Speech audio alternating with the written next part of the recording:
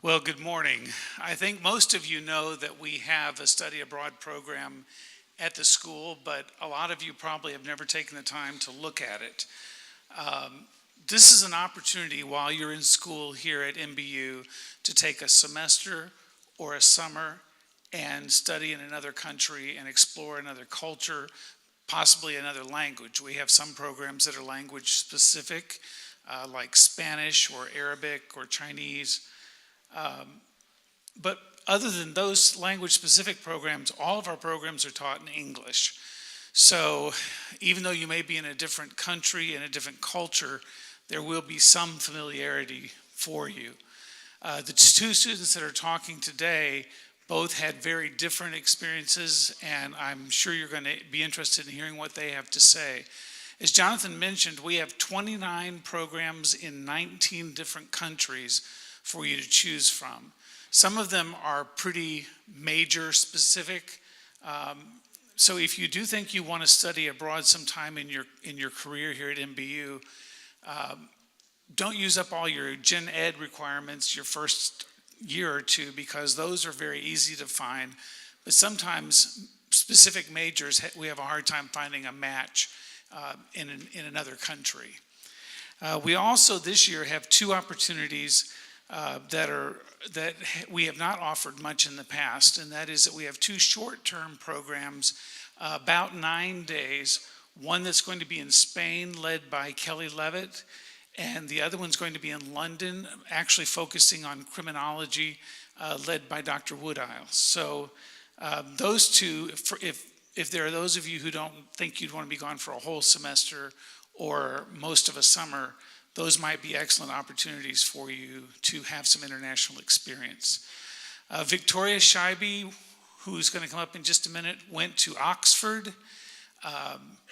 Oxford is a very challenging situation, because while it's in London and you think you kind of know the culture, the educational system at Oxford is very different from what we have here, and she'll tell you about that.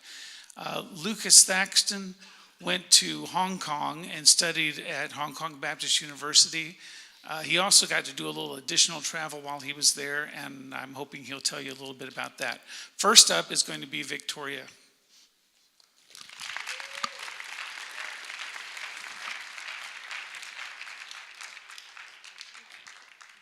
Hey everybody! I'm here to talk a little bit about my experience at Oxford, which was one of the most fabulous experiences I've had in my entire life. Basically, what I did was I went to the University of Oxford, and I stayed in a house just about 2.5 miles outside of the university itself, with 40 or 50 other students from Christian colleges around the United States, and there was one student from Canada as well.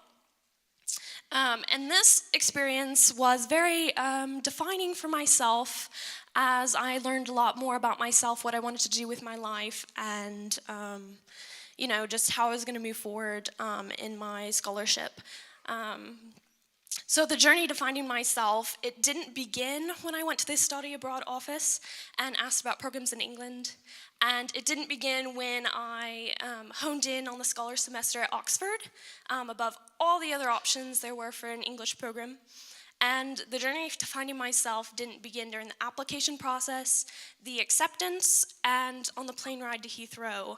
The journey began in the heart and mind of a 13-year-old girl who decided she wanted to go to England from a very young age. But she felt like she couldn't. First, she was so shy, and she couldn't possibly afford anything, and she felt very, very dumb. But here I am today, and obviously I survived the Oxford system, which is one of the most challenging programs that people can go through. So this was the journey to find myself, and starting the journey is a lot more harder than it is actually going through it itself. So I'm going to talk a little bit about the housing situation first, because it's a very unique experience. We lived in an English mansion, and there were, like I said, 50 students that were living with me, and I had my first roommate experience because I I basically live at home and I commute here. So I went over there. I had my first roommate experience, which was very wonderful. I love my roommates and I still keep in touch with them, even though they're both in California at the moment. And then one of the things we did was, because food is a lot more expensive over there, instead of going out to eat all the time, we would have these things called food groups, which is 50 of us would divide ourselves into groups of 9 or 10, and then we'd take turns cooking food for all of them. And sometimes we had really good meals, and sometimes the people that couldn't cook would just make spaghetti or order pizza. But it was a fun bonding experience, and we would talk about what we were working on in our tutorials, which I'll get on to what that is about. Basically, the tutorial system is entirely different from the American course program, in the fact that instead of taking a class, you enroll in a course, and the course is basically an expert in that course takes you under their wing and teaches you everything they know about that subject, and then you would go to the meeting, talk about the topic that you want to focus on, and then you'd write a paper about it, and you do heavy research and write a paper about it, and then the next week you go to meet them, and you would read the paper aloud to them, and they critique everything you said in that paper. And it was the most terrifying thing ever, because I'm a perfectionist. I like things to be perfect, and I'm constantly wanting things to be perfect, and you can't be perfect. The tutors will let you know that it's not perfect and that you have a lot of things to work on. But that's okay, because I had to learn to accept that and realize that being perfect is not everything. And so over the course of this semester, I wrote 16 papers, all about 9 pages long, the last one being 17 pages. And basically, I had 12 days to write the 17-page paper on a subject I had never researched in my entire life before. So obviously, none of them were perfect, but that's the thing about Oxford, is it's not about producing perfect work. It's about learning how to write, how to think, and how to learn in a completely different way than you would ever normally. So it's a learning process, but so is life as well.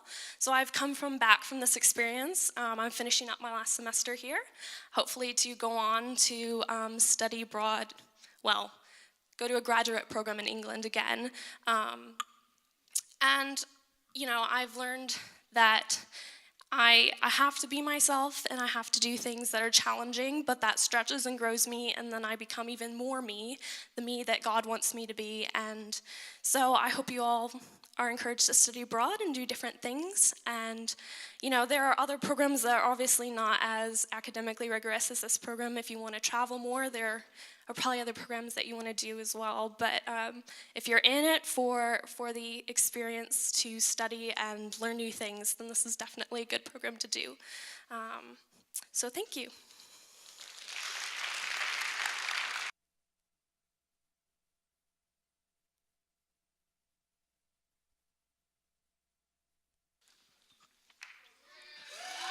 Ow, ow! Hey guys, for those of you that don't know me, my name is Luke. I was here last semester. Before we get started though, I really want to give a big hand to Mr. Kilzer, Dr. Dykstra, everyone that helped us go abroad. We really couldn't have done it without them. Let's give them a big hand, guys. Woo! Now, those of you that don't know anything about Hong Kong is like a city-state of China. It's essentially Puerto Rico to America. They have a lot of the same laws, but they're a lot less communist. They have about 7 million people, and they're really, really stacked on top of each other. There are a few outlying islands, but other than that, it's mostly a peninsula and an island that make up most of it. Now, in Hong Kong, they speak Cantonese. It's a sub-dialect of Mandarin, but they do speak a lot of English. But let me tell you, there is a serious language barrier. You'll never feel more stupid than trying to order pizza over the phone in Hong Kong. It is absolutely a disaster. Yeah, I mean, the whole language barrier is really hard to overcome. You do some of this half-done sign language thing. Let's have a drink. Let's do this. Let's eat a meal. it's always really hard to get over the language barrier, but it's part of the experience. It's a lot of fun to speak with someone who doesn't really speak English, and you're both trying to speak Cantonese and do whatever, and it's really a bonding experience with that person. Now, there's a huge culture shock when you go over to Hong Kong, okay? It's completely different from America, everything from walking down the street to eating everything. Let me tell you, chopsticks, I practice a lot. You'll never feel worse than when you see someone just nom, nom, nom, nom, nom, eating away with chopsticks, and you're just like dropping the bones and dropping everything. It's a pain. The classes were all in English, and they're kind of like how they are here, but they're a little bit different. You had a lecture for 2 or 3 hours, and then you would go to a tutorial, where you would do some hands-on and group work. Now, even though these classes are English, most of the people in there are Cantonese speakers natively. So, for one of my classes, it was a stats class, stats in Asia, believe it. So, I'm in this class, and the teacher says, "Oh, I see that I see that we have some exchange students here." I'm like, yeah. Look around. I'm the only exchange student. And so they're like, since there's some exchange students in the class, we're going to be speaking in English. And there's a loud groan and yeah, and all this noise in the background. And I'm just like, oh, this is horrible.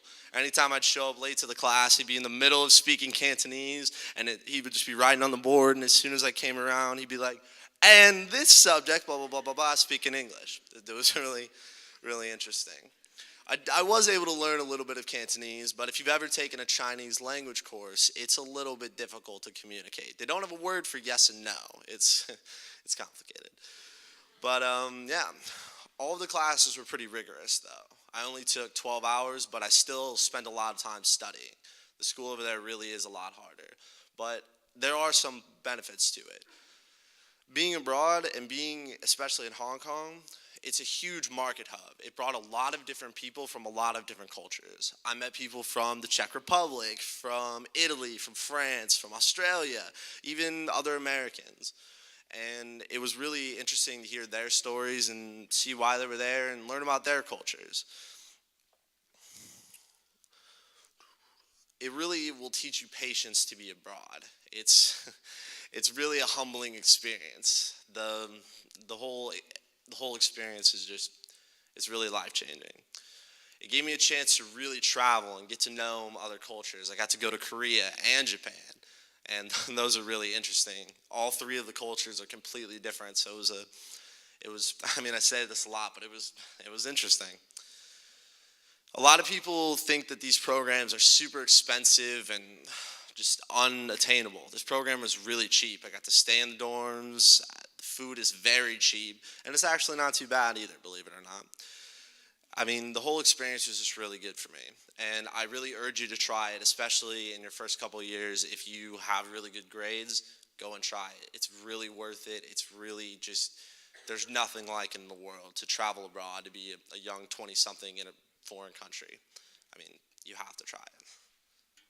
Thank you, everyone.